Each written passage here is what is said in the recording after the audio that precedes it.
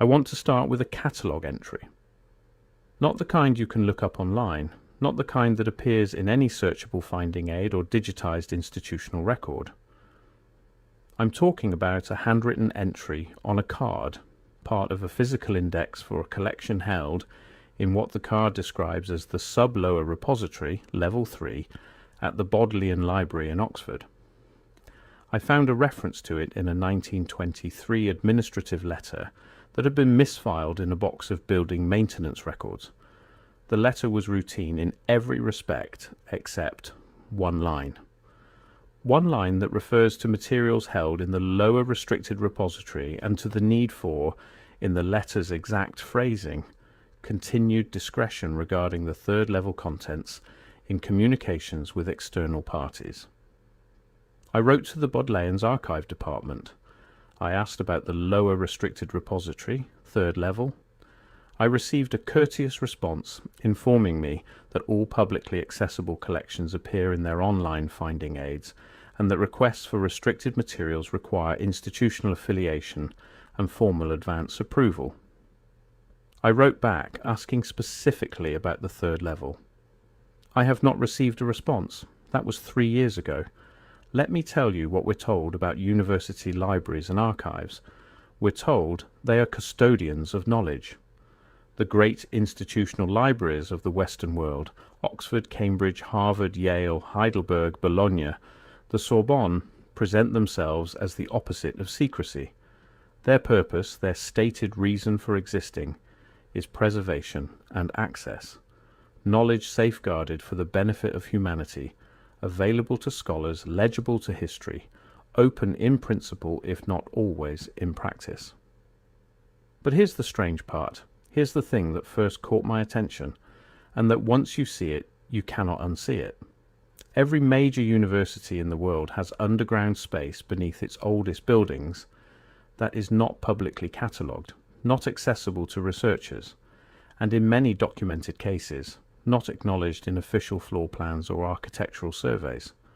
Not every university, not every building, but with a frequency and a consistency across geographies and institutional traditions that is far too regular to explain a simple administrative oversight.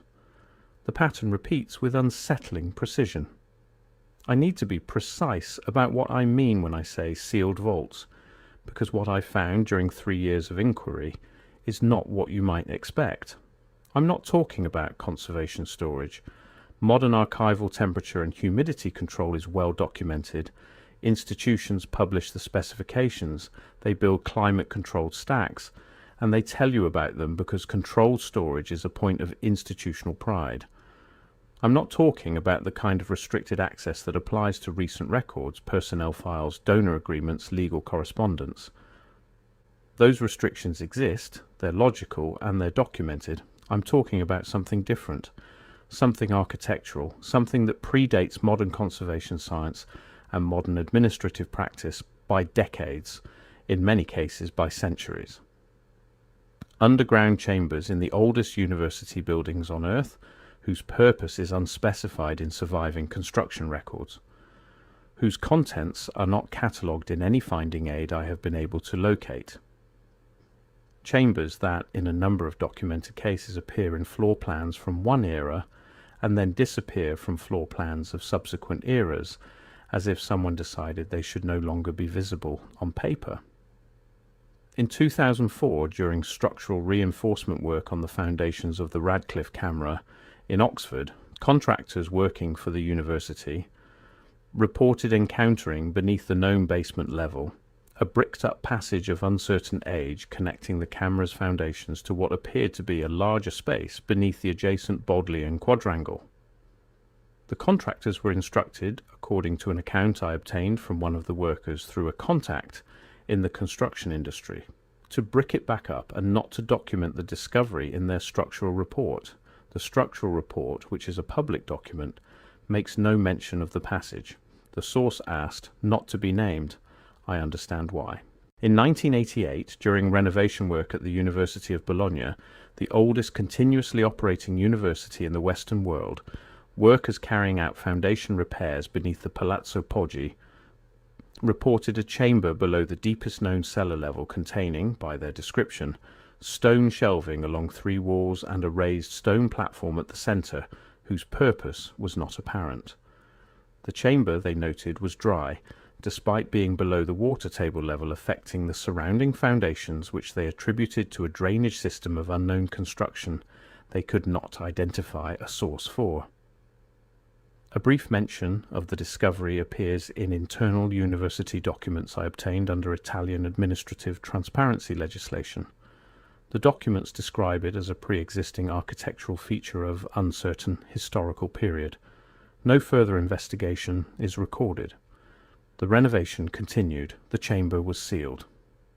In 1971, during expansion of the underground stacks at Harvard's Widener Library, one of the largest private library collections in the world, construction workers broke through a wall into a space that did not appear on any architectural plan the university's facilities department had on record.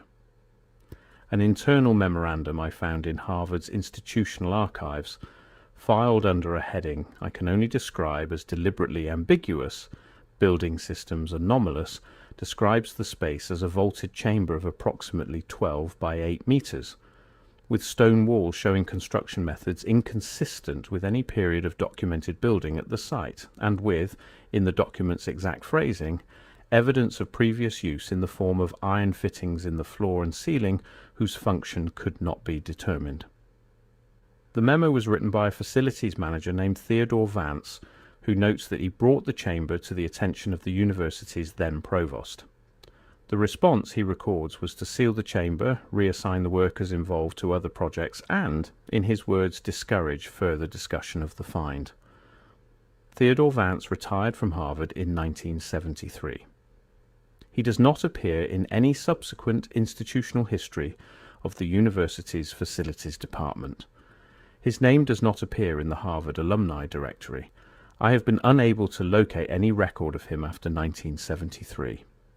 Gone, not dismissed, not contradicted, not even acknowledged in the way that inconvenient things are usually acknowledged, with a brief official statement, a routine debunking, an administrative explanation that closes the question. Simply gone. In the way people go from the record when someone decides the record should not include them. I want to be careful here. I'm not claiming that these discoveries, at Oxford, at Bologna, at Harvard, and at the dozens of other institutions where similar accounts appear in the documentary record, were deliberately concealed by people working together toward a common goal. I want to be careful about that claim, but I keep returning to the question of what coordination would look like if it weren't called coordination. What would it look like if the decision not to document, not to investigate, not to publicize were made independently at each institution, each time by people following institutional instincts so deeply embedded that no one needed to be told? This raises a simple but critical question. What instinct are they following? Let me talk about the buildings themselves, because I think the physical architecture is where this story becomes impossible to explain away. The oldest university buildings in Europe are structurally extraordinary, not in the way that Gothic cathedrals are extraordinary, which is well documented and widely celebrated, in a quieter way, in the way that becomes apparent only when you look at them from an engineering perspective and ask, not what are they, but what do they do? The underground levels of these buildings are routinely described in architectural surveys as storage or structural foundations. But the construction quality of these underground spaces is, in a number of documented cases, dramatically higher than the storage function would require. Vaulted ceilings in sub-basements, dressed stone walls in chambers that were supposedly never meant to be seen, ventilation shafts that descend to levels below the acknowledged basement and that connect to the exterior in ways that don't match standard passive ventilation geometry. An architectural historian named Dr. Renata Cavalcanti, writing in a specialist journal on medieval institutional architecture in 1997, noted that the sub-foundation levels of several northern Italian university buildings she had studied showed evidence of what she called deliberate acoustic separation, a construction method in which the underground chambers are specifically insulated from the sound transmission characteristics of the building above. She noted that this is not a technique associated with any known historical construction purpose, and that it appears in buildings from multiple periods without any documentation explaining its function. Dr. Cavalcanti's 1997 article is the last major publication attributed to her in the academic record. She was, according to her institutional biography, a researcher at the University of Parma. The University of Parma's faculty listing shows no record of her current or former employment. Her article is cited in 3 subsequent papers, all by researchers who describe her affiliation as unclear. She does not appear to have a professional presence of any kind after 1997. Gone. A librarian named Franz Aldenwagen, employed at the Heidelberg University Library from 1934 to 1967, wrote in a private letter to a colleague in 1965 that he had, during the course of his career, identified what he called a secondary collection, a body of materials held below the main stacks in what he described as the old foundations.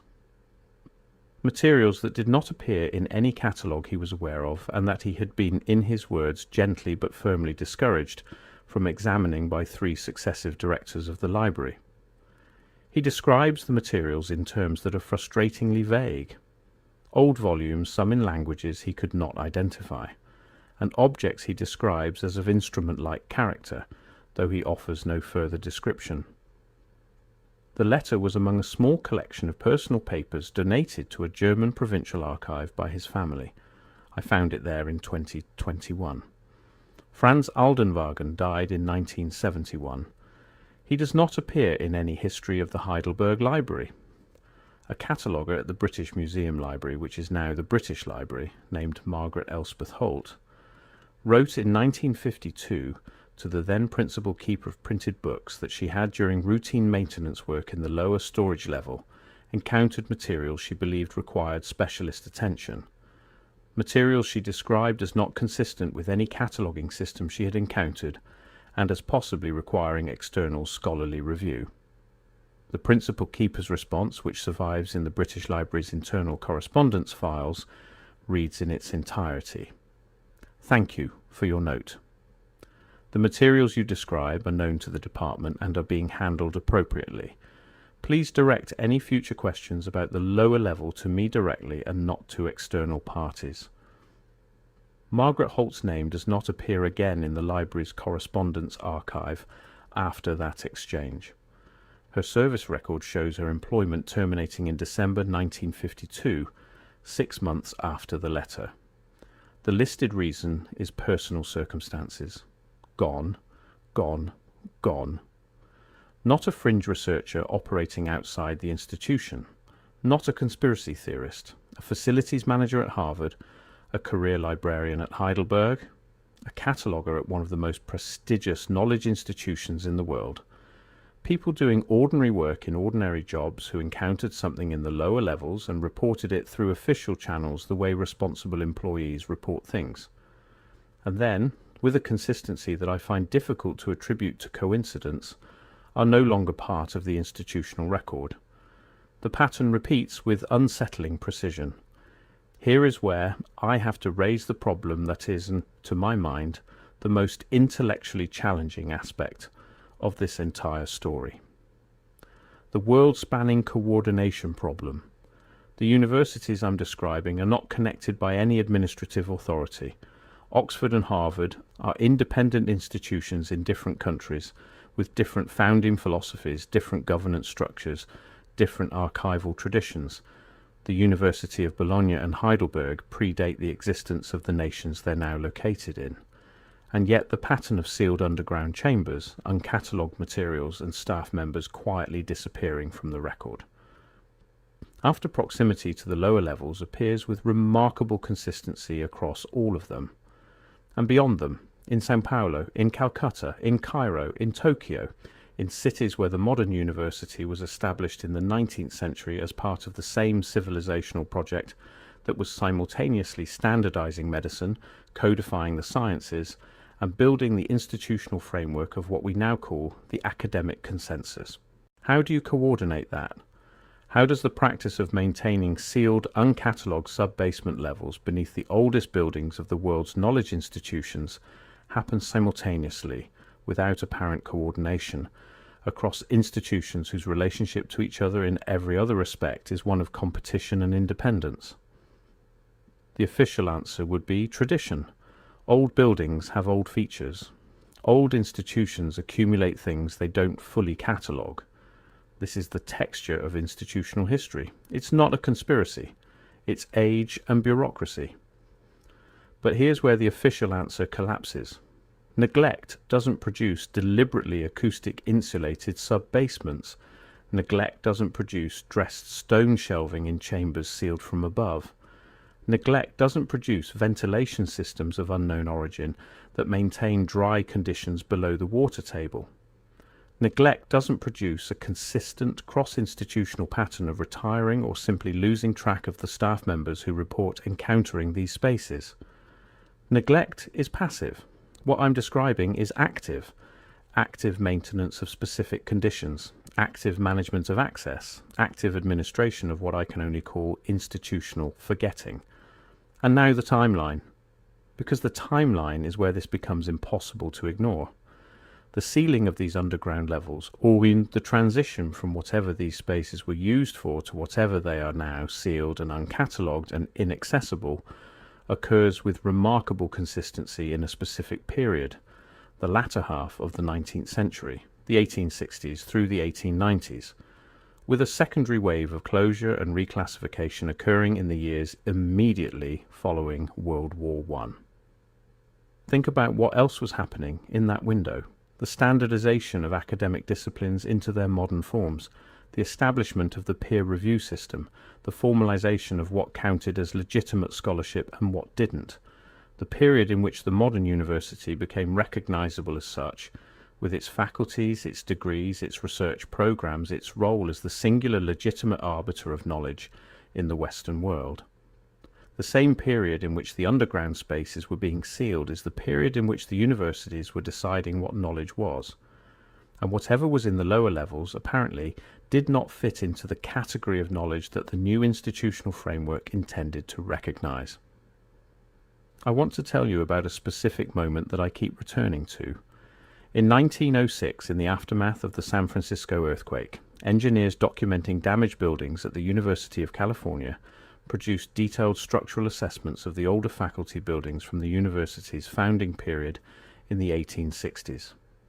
One of those reports describes a sub-basement level beneath a faculty building, a level that had not appeared on any construction plan the university held, in a state of preservation inconsistent with its apparent age, with evidence of what the engineer called deliberate waterproofing of the interior surfaces using materials and techniques he could not identify as consistent with American construction practice of any period.